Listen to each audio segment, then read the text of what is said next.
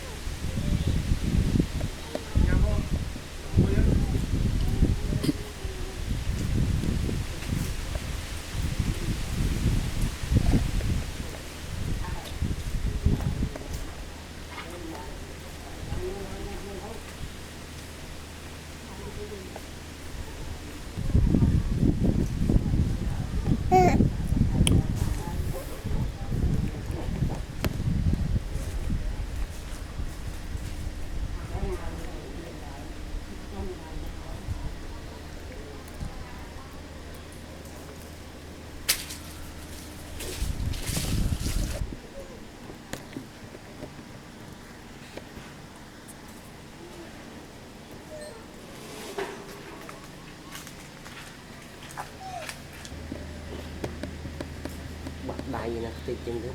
Không phải Vui mình nữa. Nó lục khăn với khám anh. đấy ở đây gì này lên slot trên cây Nên sâu. mà căn cái bàn các bạn lên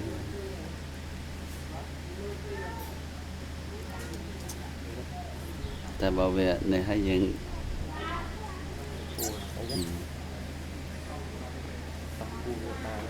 phản bản Tiệt mặt tí nè.